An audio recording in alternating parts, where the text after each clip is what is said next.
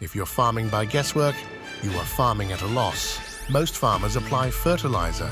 After all, it feels right because it worked last season or because someone recommended it. But soil doesn't respond to feelings. Soil responds to facts. And that's exactly what soil testing gives you, facts.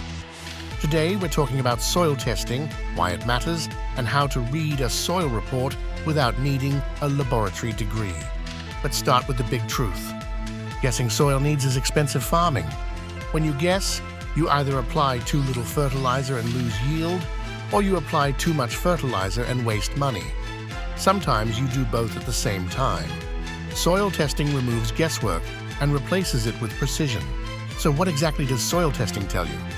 First, soil testing shows nutrient levels in your soil. It tells you how much nitrogen, phosphorus, potassium, calcium, magnesium, and other nutrients are already present. This matters because fertilizer is meant to supplement nutrients, not duplicate what already exists. If your soil already has enough phosphorus and you keep adding more, you are literally throwing money into the ground. Second, soil testing shows soil pH. pH controls nutrient availability. You can have plenty of nutrients in the soil, but if the pH is wrong, plants cannot access them. In acidic soils, nutrients like phosphorus get locked up. In overly alkaline soils, micronutrients become unavailable. That's why two farms using the same fertilizer can get very different results. Third, soil testing reveals nutrient deficiencies and imbalances. A deficiency doesn't always mean a nutrient is missing.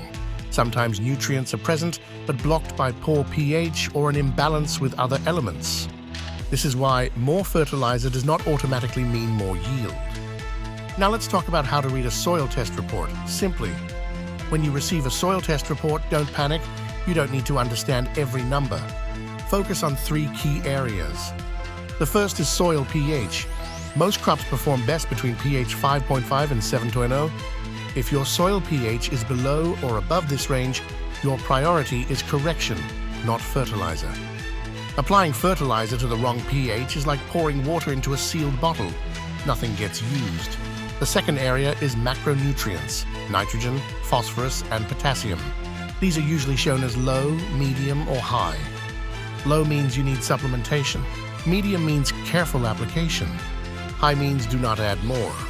This is where soil testing saves money. You stop applying nutrients your soil already has. The third area is secondary and micronutrients. Calcium, magnesium, sulfur, zinc, and iron. These are small in quantity but huge in impact. Many yield problems come from micronutrient deficiencies, not a lack of fertilizer. A soil test helps you fix the real problem, not the obvious one. Now let's talk about timing. How often should you test your soil? At a minimum, test once every 2 to 3 seasons.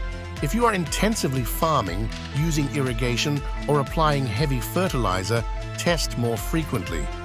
Soil changes over time. What worked 3 years ago may be harming your soil today. Let's address a common mistake. Many farmers test soil, but never use the results. A soil test without action is a waste of money. When you get your report, adjust fertilizer rates, correct pH if needed. Choose crops suited to your soil conditions, monitor changes over time. Soil testing is not an expense, it is insurance. It protects your money, it protects your yield, it protects your soil for the future. Smart farmers don't guess. They measure, they plan, they profit. So here's your action step. If you haven't tested your soil in the last 2 or 3 seasons, schedule a soil test before your next planting cycle.